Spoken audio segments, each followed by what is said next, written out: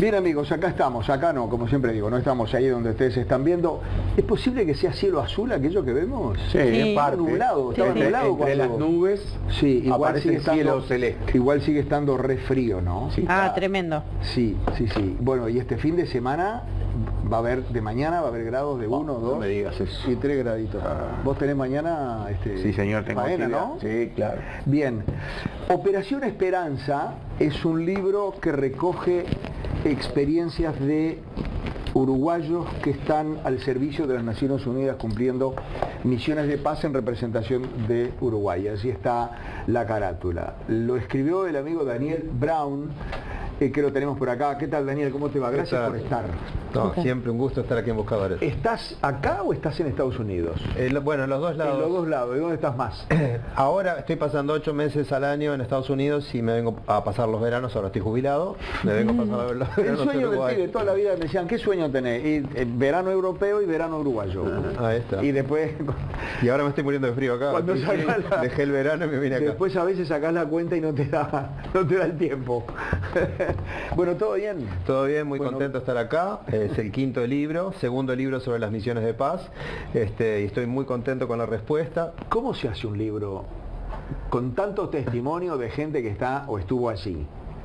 Bueno, tenés que hacer un montón de entrevistas. Tuve mucha colaboración de la ABOPU, la Asociación de Veteranos de Operaciones de Paz del Uruguay, que me ayudaron a reclutar a los ¿sí? entrevistados, también las tres Fuerzas Armadas. Y bueno, entrevisté 65 personas. Este es un libro que es un esfuerzo que ya viene más o menos 2 años y pico, ¿no? Eso te iba a preguntar, ¿así? Ese es el tiempo que lleva, entre que empezás con la idea original, primero reclutás posibles entrevistados, hacés las entrevistas, desgrabás, escribís, producís el libro. Y mientras haces eso, ¿podés hacer otras cosas o estás los 2 años y pico dedicado exclusivamente a eso? Bueno, como ahora estoy jubilado, básicamente que me dediqué. Ahora, lo que no entiendo ahora es cómo hice para escribir los otros libros cuando trabajaba full time. Claro. No me preguntes, ni me acuerdo. Ya. No quiero ni saber, pero realmente este libro dio mucho trabajo porque es bastante más largo que el anterior. Tiene 51 historias de uruguayos. De Tengo- 60 y tantas entrevistas, dijiste. Claro, porque algunas son múltiples, ¿no? Algunas historias son 3 Claro. o 4 personajes, ¿no? Claro. Y tengo una entrevista que le hice al doctor Lacalle Padre, Luis Sí, Alberto, me enteré. porque claro, fue durante la presidencia de él que Uruguay mandó su primer contingente a Camboya. Claro. Entonces queríamos entender cómo fue el ¿Y qué proceso. cómo se te ocurrió? Claro, esta temática, ahí está, yo le quería preguntar eso. Esta temática, ¿te surgió a vos o alguien te sugiere que... ¿Por qué no contás las historias que hay? Bueno, este libro fue fácil porque es el segundo. Sí. La idea del primero surgió a raíz de mi tercer libro, Operación Viento Sur, que también lo presenté una vez en Buscadores, Sí. que era una guerra ficticia entre Uruguay y Argentina. Hasta ese momento yo no conocía un solo militar, lo tuve que escribir todo a pulmón con mucha investigación. Pero un buen día se me ocurrió ir a la unidad militar, que eran los héroes de mi libro, a llevarles unos ejemplares. Me recibieron con los brazos abiertos, ya me habían visto en televisión. Y a partir de ahí entré en contacto con militares. Algunos de ellos me contaron de experiencias en misiones de paz y dije, esto estaría muy bueno para hacer un libro. Porque hay una cosa que es importante. Hay cobertura de los medios cuando los soldados parten hacia la Sí, misión, o cuando cuando vuelven. vuelven, y algunos periodistas van en la rotación. En el transcurso, Excepcionalmente los invitan a estar allá. en el transcurso Exacto. de la misión. Pero no es fácil. Claro, no es fácil, no, y aparte van por unos días, en ese momento medio raro que es la rotación, donde todavía no se estabilizaron las tareas. Claro. Esto te muestra... Es como los domingos en la casa de familia, ¿no? Estamos medio de fiesta, en el cambio de dotación. Claro, hasta cierto punto. El tema es después cuando... Claro, el día a día, que Eso. no es nada rutinario. Exacto. El día a día de las misiones. Exacto. Todas las experiencias que pasan, los problemas, los desafíos, situaciones humanitarias, de acción, de combate, situaciones jocosas, y hasta tengo una de romance. Los que extrañan, lo que extrañan los que están allá, que en la mayoría de los casos van sin estar obligados porque hacen alguna diferencia económica, Sí, pero después se extrañan, a los 3 meses se extrañan, empiezan a estás tener nostalgia. Y en algunas de esas misiones en constante peligro, porque vos no sabés lo También. que puede pasar. ¿Fuiste, Fabián? Vi tu carita como Sí, que... 2006, hace un rato. 2006 Casi 20 años. 2006 me tocó ir al Congo, fui a la capital, a Kinshasa. a Kinshasa, estuve 10 días en la capital. Esa misión por una cuestión logística se decidió que solamente se iba a hacer en la capital, a pesar que recorrimos sí con las tres fuerzas, con el ejército en la base, Sí. con la marina recorrimos el río Congo y con la fuerza aérea sobrevolamos la ciudad. Y fue una interesante experiencia. Por supuesto. Y viví algún episodio incluso ¿Peligroso? de inestabilidad, digamos, ¿no? Ajá. Lo que más recuerdo era que además fui protagonista directo, porque, ¿qué pasa? Curiosidad periodística, yo andaba en ese momento, todavía teníamos grabadores, ¿no? Grabadores digitales, pero grabadores y un micrófono, yo iba por 1410 AM libre en ese caso. Sí. Tenía un micrófono con un cubo y salía a recoger los sonidos de una feria, ¿no? A grabar sonidos, ambientes, y a escuchar, para poder después montarlo, editarlo y tener sonidos ambientes. Sí. Y a algunos no les gustó, o sí, no me termino de entender, pero básicamente vinieron hacia mi micrófono y lo agarraron y se lo llevaron, o quisieron llevárselo. Y me acuerdo que la reacción de los oficiales fue obviamente protegerme ante esta situación, porque la función que hace, y eso hay que decirlo y creo que estará muy comprendido en el libro, es que es una función de seguridad interna sobre También. todas las cosas, Sí, ¿no? sí, sí. Por lo tanto, había que proteger al periodista y había que poner tranquilidad en esa situación que se había generado, una situación de inestabilidad. Imagínate el lío que armé en esa mío, fecha. Fabián. Bueno, ese es el recuerdo que tengo. Tengo otros muchos recuerdos de Kinshasa, pero recuerdo ese episodio donde después fui en una buena observado sobre que si iba a hacer una tarea periodística de ese tipo, avisara al personal para que me acompañara, porque bueno, yo me fui solo, como si estuviera caminando por el Prado de Montevideo, claro. y me olvidé que estaba en Kinshasa, a buscar esos sonidos que estaban buenísimos, pero que costó. Eso que cuenta Fabián debe ser materia prima permanente de ese libro. Todos los días pasan ese tipo de cosas y a veces con escolta, a veces no importa en dónde estés. Tenemos testimonios de, nuevamente, 65 personas en 18 países diferentes. O sea, hablamos mucho del Congo por la gran cantidad numérica que tenemos y la cantidad de tiempo que hemos estado ahí, y siempre tenemos un batallón. Pero hay un montón de otros países, porque no se olviden que además del contingente existe el concepto de lo que son los observadores militares, Claro. que son grupos muy pequeños de personas de diversos países que te tiran en determinado lugar y te tenés que arreglar para encontrar tu propia comida y tu propio alojamiento. Y las historias de comida que hay especialmente. Y el agua. ¿En serio? Agua También, con las sí. famosas UPA. Las que UPA. lleva a Uruguay. Claro, OCE es muy importante en las Claro. misiones. Sí, sí, sin duda. Pero las comidas y las experiencias que se dan en ese estilo de cosas, porque además no se consigue, tenés que comprar lo que te venden los locales, y lo que te venden los locales no es asado de tira. Para el que no sabe, UPA es unidad potabilizadora de agua, que es algo que Uruguay ha mandado muchas para allá, ¿verdad? Daniel, la idea es que la gente compre el libro, pero contanos algunas imperdibles. Bueno, a mí por ejemplo... Aunque no las cuentes todas, me deje, yo qué sé, por ahí el final... Dijiste por ahí que había una historia de amor. Hay una historia de amor. Sí. Él dijo de romance. Bueno, no, Romances, amor. Ah, mira. empezó como romance, terminó con amor, después terminó con un final casamiento. No, Sí. Bueno, es una historia muy linda. Un hombre y una mujer que se conocieron durante el entrenamiento previo, porque antes de mandar a las tropas tiene que haber un entrenamiento, se conocieron allí, fueron desplegados a Haití, y un oficial se dio cuenta que había ahí un tipo de Había relación. onda. Había onda, entonces los separó, los mandó a ciudades diferentes. Tomá. Pero cuando hay amor, Romeo y Julieta. El se amor rompe barreras. cuando había días de Franco, no era que se escapaban, tenían No, autorización claro. para salir, pero salían juntos. Y fueron a playas, bueno, y una tarde deciden pasar un rato juntos, tranquilos, y van a un hotel. Que te cuento que cuando ya tenían que regresar, porque había un solo transporte que llevaba a los uruguayos de vuelta para la base, porque estaban lejos, van a irse del hotel, y los empleados del hotel se habían ido y habían trancado todas las puertas. No. No se podían ¿Dónde ir. era eso? ¿Dijiste? Eso fue en Haití. Se ve que había sido una tarde apasionada. No, esto era ¿Cómo las van a 5 cerrar un hotel? era las 5 de la tarde. hotel? No, era las 5 de la tarde. Pero se ve que los empleados dijeron, "Bueno, me voy a dormir la siesta", de repente Tu cabecita va menos. Pero no, pero está bien. Bueno, Qué feo, amigo. salen a la ¿verdad? Qué bueno. No. Salen a la ventana y empiezan a gritarle a la gente. La gente, claro, como sabía lo que estaban, se les empezaron a reír en la cara. Bueno, finalmente volvieron los empleados del hotel, les abrieron la puerta y pudieron regresar a la base tranquilo. Y no fue la única desventura que tuvieron, porque en una playa los robaron, o sea, sí, pasaron de todo. Pero se casaron, volvieron, tuvieron un hijo y están tan enamorados, acá en Uruguay, están tan enamorados como el primer día. No, eso fue hace cuánto más o menos. No me acuerdo. El hijo creo que tiene 15, 18 años, así que ponele por ahí. Sí. La gente que vos entrevistás, ¿qué dice? ¿Volvería? ¿Nunca más?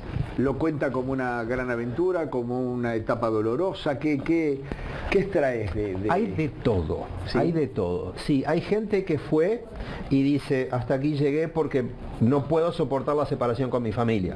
Claro. Otra cosa que escuché varias veces es, cuando estás en misión, lo único que querés es volver. Cuando estás en Uruguay, lo único que querés es volver a otra misión. No me digas. Hay gente que ha estado en 7 misiones, Claro. 9 misiones, y eso ya no es una cuestión de dinero. O sea, realmente No es- la Es una cuestión de aventura- servicio también. Claro, El servicio. Es como vocación, ¿no? Sí, seguro. es muy Crecimiento vocacional. profesional también. Yo tenía un cuñado, porque ahora lamentablemente falleció, que fue a 2 misiones en el Congo, las 2, y bueno, era el cumpleaños de 15 de las hijas, en cada una de esas misiones, y él volvía con el dolor de lo que veía, lo Claro. que vivía, y no es sencillo, No. es sencillo. Por la imagen que te llevaste, Daniel, ¿cuál es el peor lugar?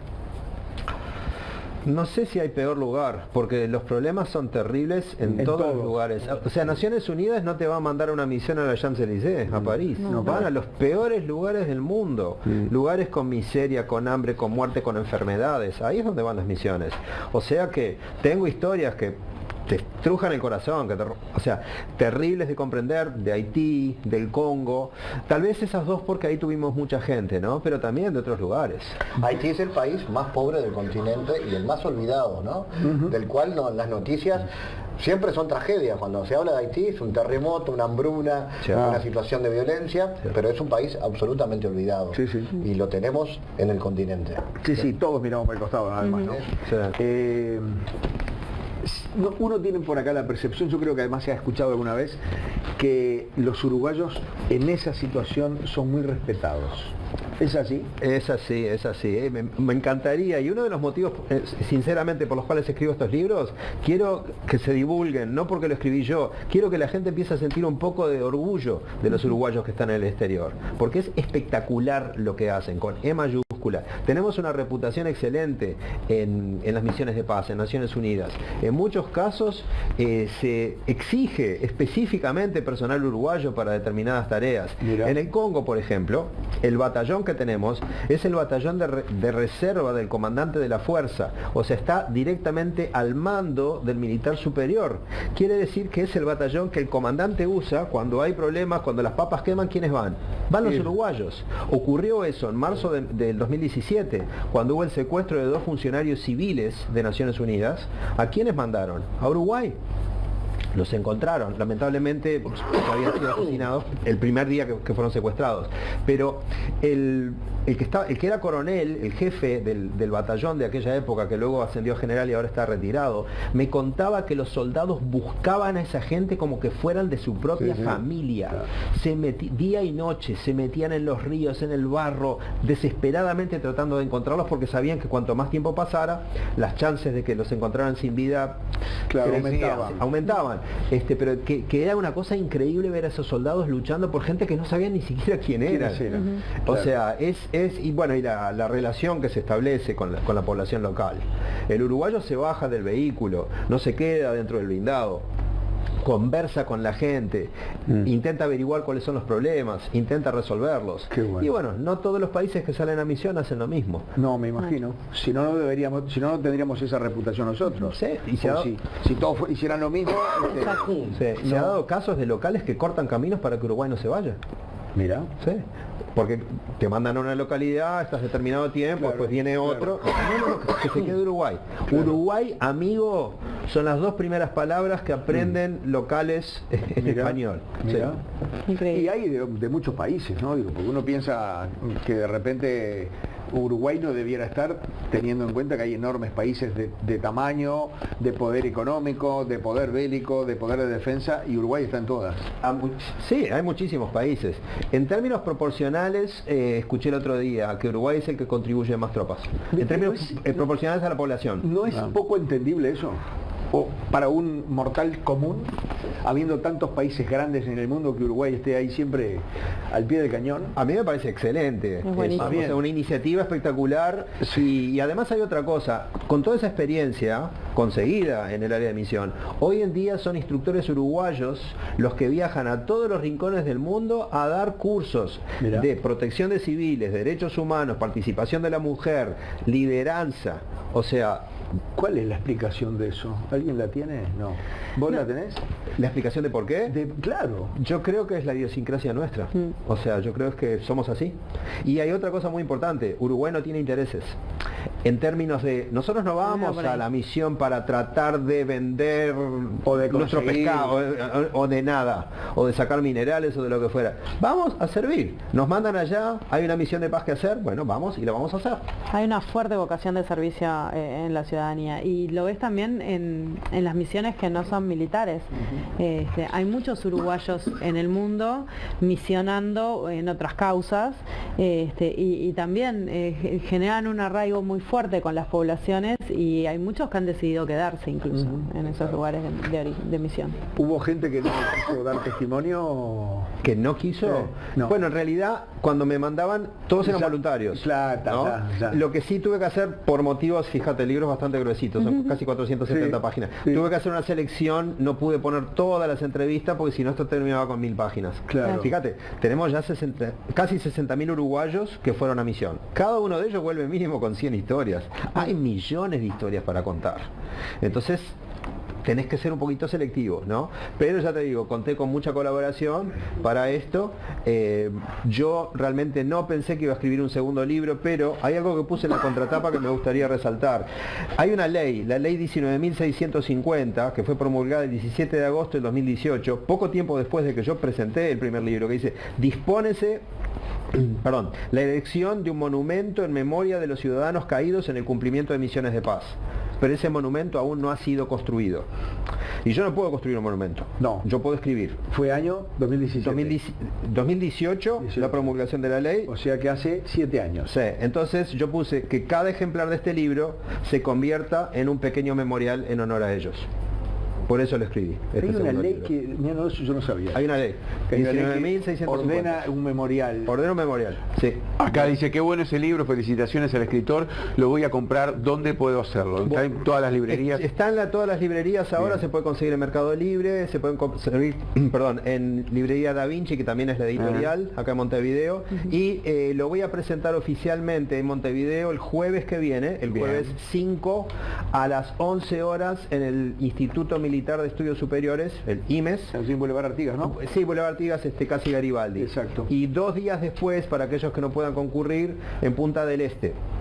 El 7 de junio a las 18 en la sala Benito Stern del municipio, la antigua estación ANCAP en Gorlado. No me quiero meter, reitero, ¿no? Lo bueno es que la gente compre el libro y se saque todas las curiosidades que uno puede tener, pero a mí me surgen algunas preguntas. ¿Sí? Le preguntabas qué sintió, cómo le fue, qué anécdotas tiene, o solamente escuchabas lo que ellos te querían contar. Yo lo que les decía a todos era lo mismo. Imagínate que haces un asado en tu casa. ¿Qué le contarías a todos? Claro, y tus amigos te preguntan, che, contame lo que hiciste en misión. Sentite así. Con todos les decía, y tuteame, o sea, yo tenía que crear un ambiente de confianza. Exacto, contame lo que quieras. El proceso era hacer la entrevista y grabarla, y luego escribirla. Después que la tenía escrita, una preocupación que yo tenía era que lo que yo escribiera fuera preciso, que fuera un buen reflejo de lo que realmente ocurrió. Yo les mandaba la historia porque de repente no entendía algo. Me decía, no, mira, acá esto no, esto sí, lo arreglaba. Y una cosa me llamó la atención. era la enorme modestia de cada uno de los entrevistados, porque yo les mandaba la historia, la leían y decía, yo no, o sea, mucho protagonismo para mí, había otra gente, poné que había otra persona acá, poné esto, me decían, sacame protagonismo. Ahora, ¿y cómo era el proceso de selección? Es decir, ¿cómo te llegan esas historias? Porque ellos mismos se acercan hacia vos, ¿cómo? Bueno, la Asociación de Veteranos de Operaciones de Paz, ABOPU, mandó un comunicado de los miembros, okay. El Ejército, la Fuerza Aérea y la Armada Nacional también. Okay. Entonces, de todo eso, les mandaban mi aquel dirección. Que estaba interesado, claro, me escribían. Muchos de esos siguen en servicio, seguramente. Sí, tengo de los dos. Claro. Tengo Los retirados. que siguen en servicio necesitan como una especie de autorización, ¿no? No, ya estaba autorizado porque esto venía el comandante en jefe. Claro, o sea, básicamente claro, el que claro, quiera claro. hablar, hable. Y ya te digo, o sea, me llegaban a mí, yo hablaba, o sea, lo seleccionaba, o sea, me comunicaba con ellos y de ahí en adelante marcaba Pero una la entrevista. charla era cara a cara. No, la charla era remota, pues yo estoy en Estados Unidos. Ah. Todas las entrevistas fueron por WhatsApp. Ah, Sí. mirá. Entonces la grababa. O sea, la mayoría de las personas yo nunca no las conozco en Mirá. persona. Y del libro anterior conocí algunas. ¿Alguna? ¿Querés que apaguemos el aire? No será COVID, ¿no? Ya me voy. El lunes volvemos a las 2 de la tarde. ¿Alguna historia te conmovió? Oh, sí. Ahí, la primera. Sí. Casualmente la primera, y la he contado varias veces y no deja de conmoverme. En Haití. Durante el proceso electoral de Haití, mandaron a tropas uruguayas a que ofrecieran seguridad de urnas y ese tipo de cosas. Una columna uruguaya la mandan a determinada localidad, se establecen cerca de una iglesia. Cerca de esa iglesia había un niño que mendigaba. Por el motivo que fuera, estableció una amistad con uno de los soldados uruguayos. Y todos los días, ese niño se desplazaba de su casa a donde estaban los uruguayos, unas 2 cuadras, y luego se desplazaba de vuelta a su casa todos los días para estar con el amigo uruguayo. Era un niño que tenía unos 7, 8 años. No podrás pensar qué tiene de especial que alguien se desplace 2 cuadras para ver a un amigo. Bueno, el niño no tenía piernas, no tenía muletas, no tenía silla de ruedas.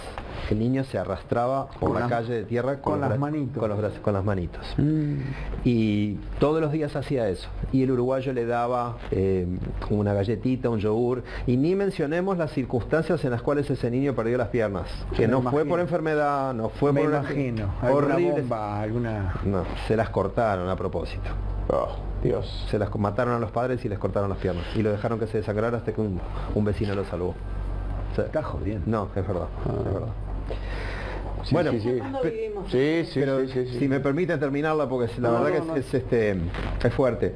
El niño iba y venía todos los días, hasta que un día, se terminó el proceso electoral, los uruguayos tienen que volver a su base, empiezan a preparar los vehículos, el niño ve eso, se abraza al uruguayo, ríos de lágrimas corren por sus ojitos, porque sabía que su amigo se iba a ir, y probablemente intuía que no lo iba a ver nunca más.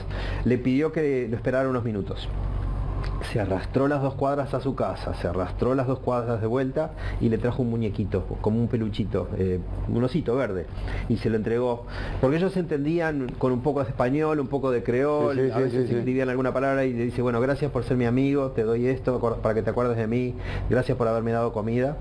Y ese niño le entregó el único juguete que probablemente tenía. Lo único que tenía, no el único juguete. Y capaz que lo único que tenía. Y lo único que tendría en su vida, se lo entregó al uruguayo. Y el soldado tiene el muñequito hasta el día de hoy. ¿Y qué será de la vida de ese niño? Mirá, te voy a ser honesto. No sabemos. No creo que esté vivo. Ya han pasado... las probabilidades... las cosas que uno no conoce. Bueno, sí, por eso te digo. Es muy poco probable que esté vivo. Muy poco. Qué fuerte. Uno ve videitos que a veces llegan donde los negritos, con el mayor de los cariños del mundo, los negritos chiquitos, por ejemplo eso que estamos viendo ahí, ¿no? Dicen que en la televisión hay imágenes que valen más que 1000 palabras y a veces más que 1.000.000 de palabras. Uno ve que los niños cantan canciones de Peñarol y de Nacional y los hacen cantar cosas de, ahí está, mirá con la bandera uruguaya.